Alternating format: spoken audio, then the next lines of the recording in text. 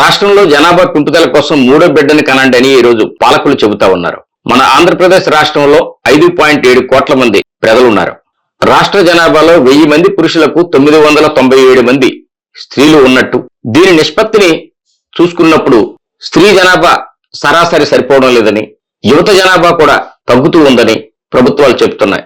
యువత శాతం తగ్గుతుందని, వృద్ధుల శాతం పెరుగుతూ ఉందని ప్రభుత్వం లెక్కలు వేసుకుంటూ ఉంది. జనాభా వృద్ధి రేటు 1.5% పడిపోయిందని ఈ రోజు పాలకులు చెబుతూ, అందులో భాగంగా వృద్ధి రేటుని పెంచడం కోసం మూడో బిడ్డని కనండి అంటూ దీనికి ప్రోత్సాహకాలను అందిస్తామని చెబుతోంది. 25,000 రూపాయలు ప్రోత్సాహక నిధిని ఇవ్వడానికి సిద్ధంగా ఉన్నట్టు ప్రభుత్వం చెప్పడం కూడా ఆశ్చర్యకరంగా ఉంది. మూడో బిడ్డని కంటే ప్రభుత్వం ప్రోత్సహిస్తారని చెప్పడం కంటే కూడా ప్రస్తుతం ప్రతి కుటుంబంలో 2 బిడ్డలు ఉంటున్న క్రమంలో వారికి విద్య, వైద్యం, ఆహారం, ఇతర సదుపాయాలు, వారికి వయసు పెరిగిన తర్వాత ఉద్యోగ ఉపాధి అవకాశాలు ఏ మేరకు ఉన్నాయనేది చర్చించుకోవాలి. ఉపాధి అవకాశాలు లేకపోతే ఉపాధి అవకాశాలు మెరుగుపరచడానికి ఏ రకమైన చర్యలు తీసుకుంటున్నామో ఆలోచించుకోవాలి కూడా. ప్రస్తుతం యువత శాతం ఎందుకు తగ్గుతుంది? ఉద్యోగం లేదు, చదువుకున్న వారికి ఉపాధి అవకాశాలు లేవు. ఈ రెండూ లేనప్పుడు వివిధ రకాల అలవాట్లకు గురైన యువత కూడాను చాలా మంది ఆత్మహత్యలకు పాల్పడడం లేదా ఆరోగ్యం దెబ్బతిని మరణించిన వారి సంఖ్య కూడా ఎక్కువ స్థాయిలోనే ఉంది. వీటన్నింటితో పాటు ఇదే ప్రాంతం నుంచి వేరే ప్రాంతాలకు వలస వెళ్లిపోయిన వారు కూడా ఉన్నారు. ప్రస్తుతం ఈ రాష్ట్రంలో వ్యవసాయ ఆధారిత పరిశ్రమలు ఏర్పాటు చేసి, వ్యవసాయ ఆధారిత పరిశ్రమల ద్వారా కొన్ని వృత్తి నైపుణ్య శిక్షణలు ఇచ్చి, తద్వారా ప్రతి ఒక్కరికి ఉపాధి అవకాశాలు మెరుగుపరచగలిగిన పరిస్థితి ఉంటే యువత శాతము పెరుగుతుంది. అలాగే మహిళల మరణాలను ఆపాల్సినటువంటి అవసరం ఉంది.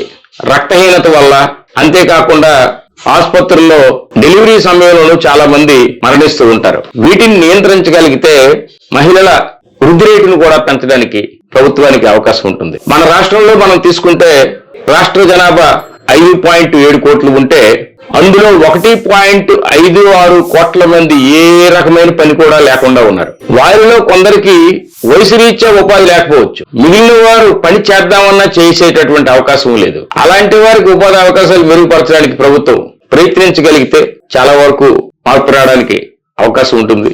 అలాగే ఉపాధి హామీ పథకం ద్వారా రాష్ట్రంలో 40 నుండి 50 లక్షల కుటుంబాలకు మాత్రమే అవకాశాలు ఉంటున్నాయి.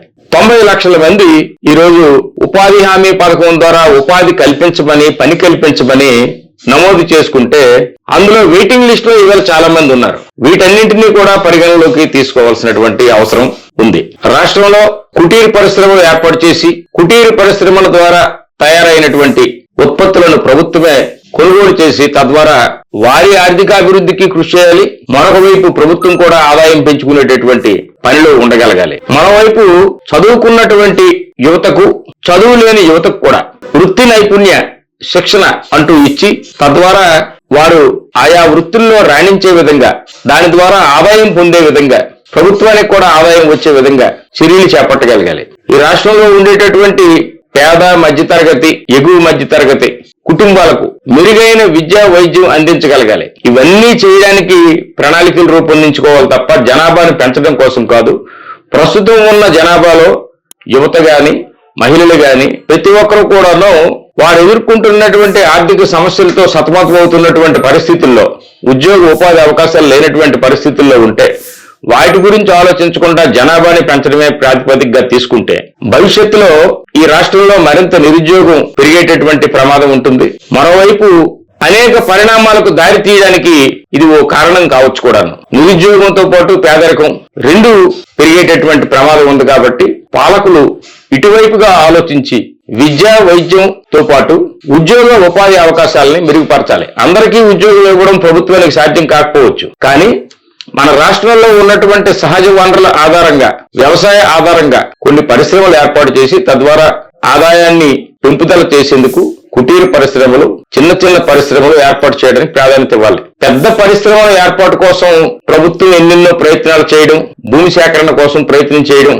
ఆ ప్రాంతంలో ఉద్యమాలు జరగడం, ఇవన్నింటికంటే కూడాను చిన్న చిన్న పరిశ్రమలు ఆ ప్రాంతంలో ఏర్పాటు చేసినట్టయితే ఖచ్చితంగా అందరికీ ఉద్యోగం, ఉపాధి అవకాశాలు మెరుగుపడతాయి. తద్వారా అందరూ కూడా ఆర్థికంగా నిలదొక్కునేటటువంటి అవకాశం ఉంటుంది. తప్పించి జనాభా పెంపుదల వల్ల ఇంకే రకమైన ప్రయోజనం ఉండదు. మన దేశంలోనే తీసుకుంటే ఒకప్పుడు ప్రపంచంలో చైనా అత్యధిక జనాభా ఉన్న దేశం. ఈవేళ చైనాకు మనం బీట్అవుట్ చేశాం. చైనాకు కంటే కూడా ఎక్కువ జనాభా ఈవేళ భారతదేశంలో ఉంది. ఇదే ప్రభుత్వం విధానం, రాష్ట్ర ప్రభుత్వం కూడా జనాభాని పెంపుదల కోసం మూడో బిడ్డను కూడా కనండి ప్రోత్సాహాలు అందిస్తామంటే భారతదేశంలో అత్యధిక జనాభా ఉన్నటువంటి రాష్ట్రంగా ఆంధ్రప్రదేశ్ ఏర్పడుతుందో తప్పించి ఆంధ్రప్రదేశ్ లో ఉన్నటువంటి భూమి గాని ప్రకృతి వనరులు గాని ఇంకా ఏమీ పెరగవు. ఆర్థికంగా ఈ రాష్ట్రంలో ఉండేటటువంటి ప్రజలు కూడా దివాలా తీసే పరిస్థితి ఉంటుంది కాబట్టి ప్రభుత్వాలు ఆలోచించాల్సిన అవసరం ఉంది.